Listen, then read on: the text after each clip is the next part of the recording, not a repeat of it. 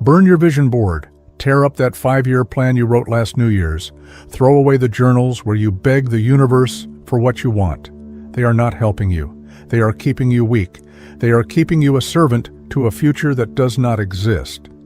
You have been told that to succeed, you need a goal, a shiny, perfect destination on the horizon.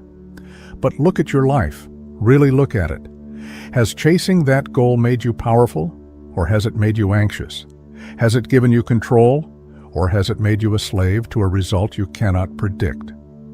Niccolò Machiavelli, the most misunderstood strategist in history, did not have goals. He did not rely on hope. He did not ask the world for permission. He had something colder, something sharper. He had a method. A goal is a wish disguised as a plan. A method is a siege.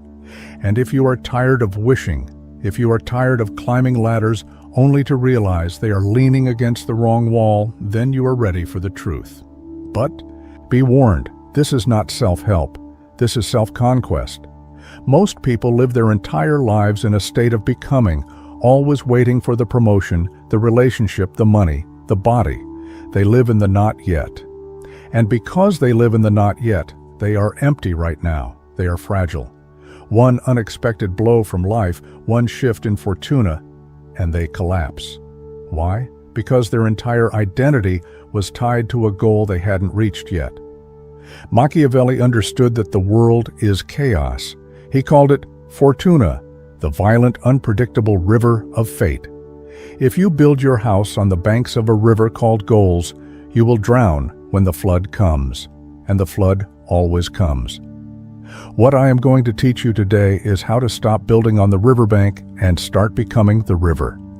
I am going to show you how to replace the fragile concept of goals with the unbreakable Machiavellian concept of positioning. When you master this, you stop caring about success or failure. Those words become irrelevant. You simply advance. You become inevitable. You become a force that cannot be stopped because you are no longer aiming at a single point. You are expanding in all directions. But to do this, you have to kill the part of you that loves to dream. The part of you that gets a dopamine hit just by talking about what you're going to do. You have to silence the child inside who wants a reward and wake up the strategist who demands power. The method is simple, but it is not easy. It requires you to look at your life not as a story, but as a battlefield. And on a battlefield, you don't hope, you maneuver. Let's begin.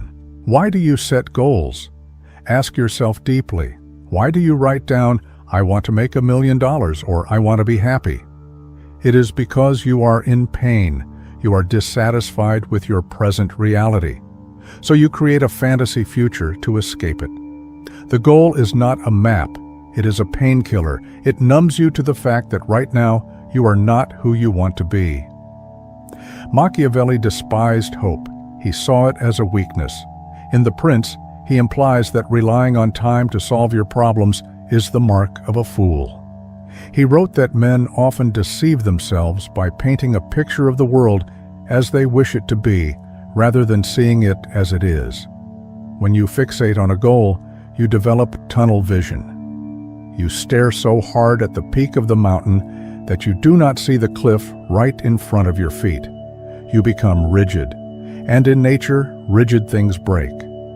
Think about the last time you failed a major goal. What happened?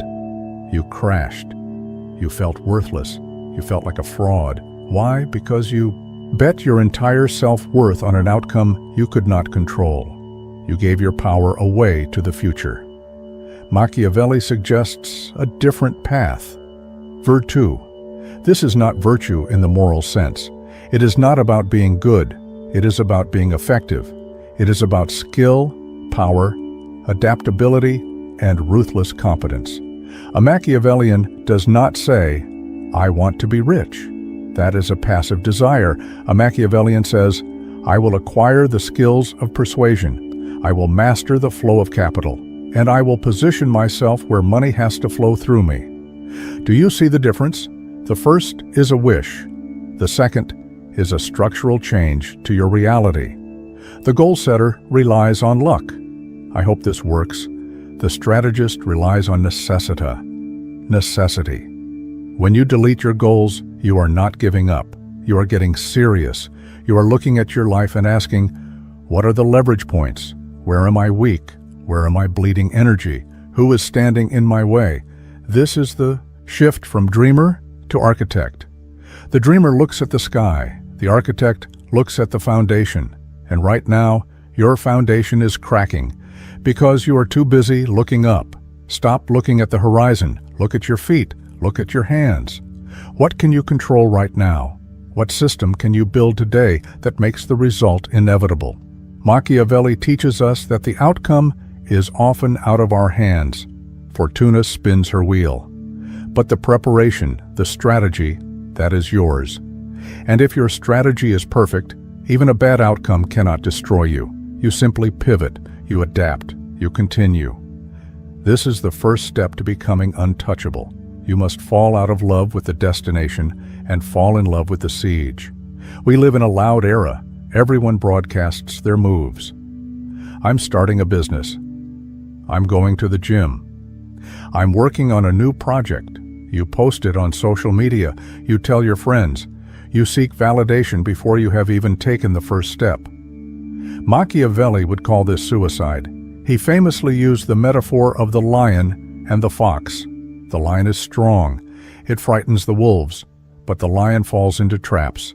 The fox is weak, but the fox sees the traps. To be powerful, you must be both. But when it comes to your ambitions, you must be the fox.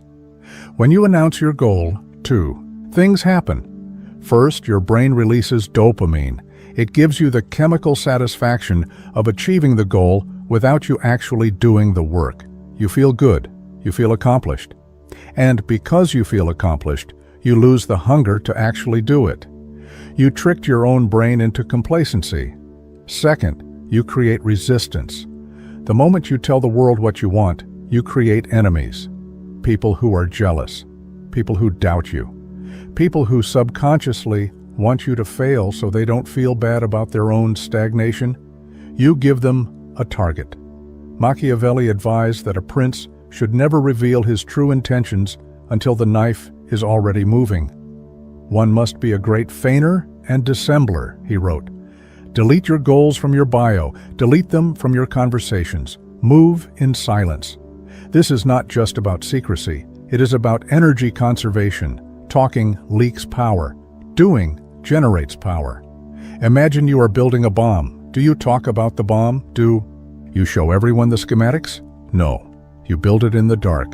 You wire it with precision. And the only time the world knows about it is when it explodes. Be the bomb. Instead of a goal, have a secret agenda. A goal is external. I want to get promoted. A secret agenda is internal. I am going to make myself indispensable to the decision makers, gather leverage, and force their hand when the timing is right.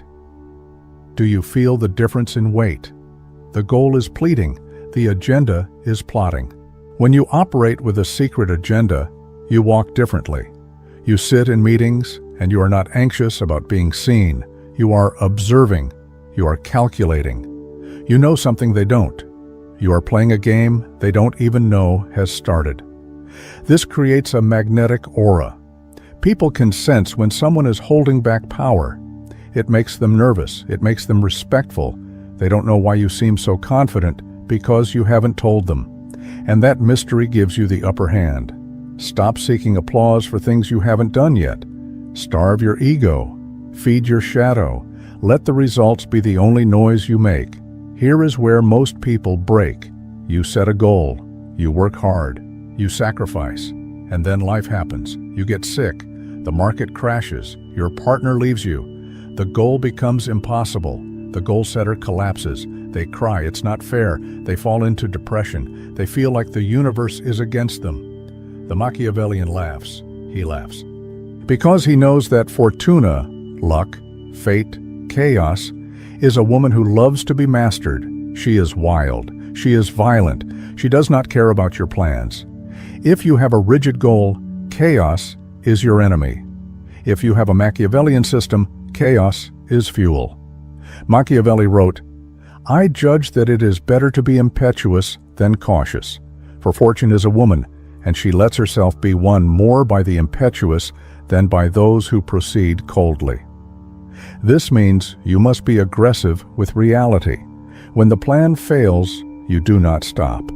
You attack the new problem. Delete the idea of a plan A and a plan B. There is only the objective and the terrain. The objective is power, freedom, control, resources. The terrain is whatever is happening right now.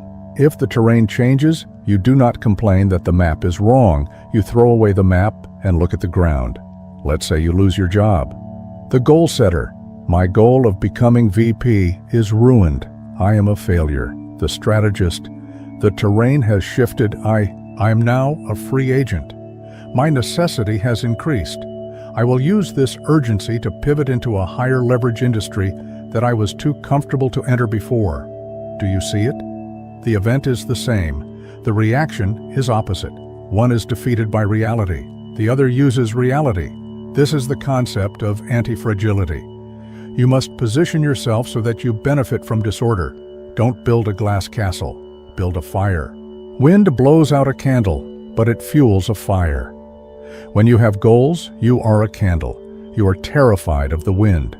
When you have a power method, you are the fire. You want the wind. You want the challenge. You want the chaos, because you know it will only make you burn hotter and consume more. Ask yourself right now, if I lost everything tomorrow, would I know what to do? If the answer is no, you are too attached to your current stability. You are soft.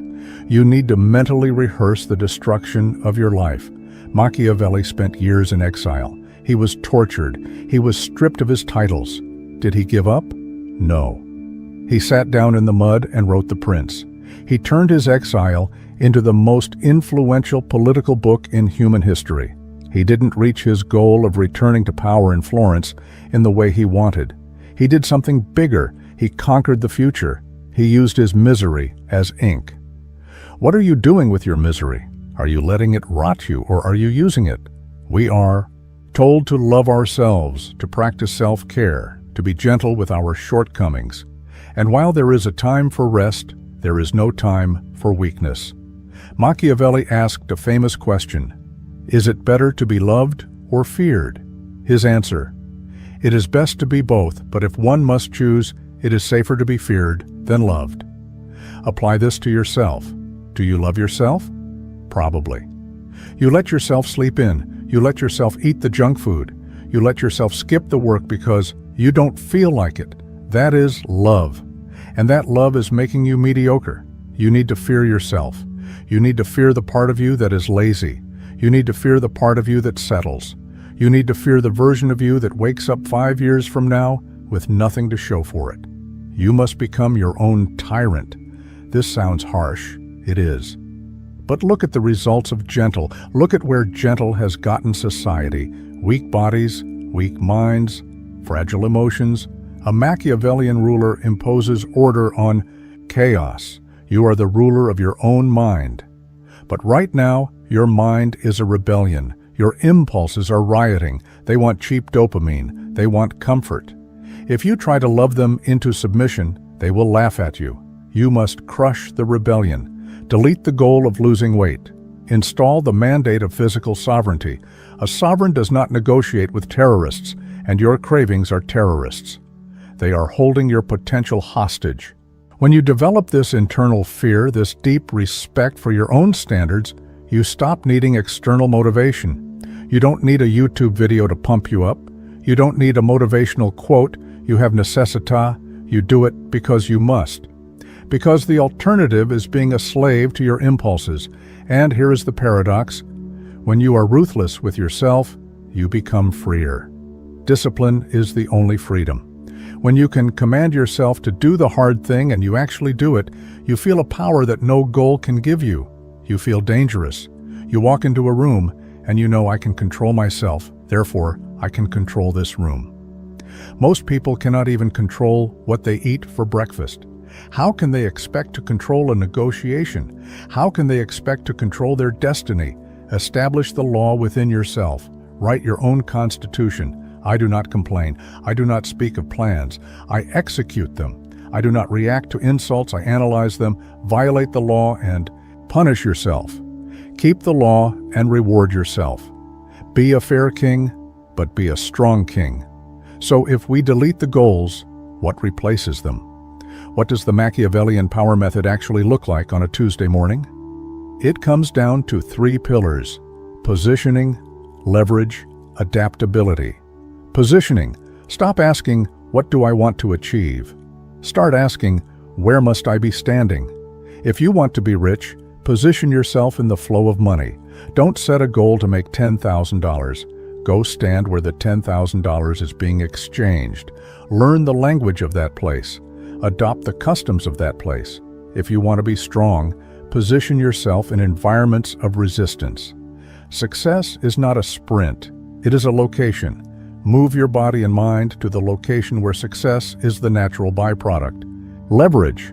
Goals are linear. 1 + 1 = 2. Leverage is exponential. 1 + 1 = 10. Machiavelli didn't try to fight every battle himself. He used alliances. He used other people's armies.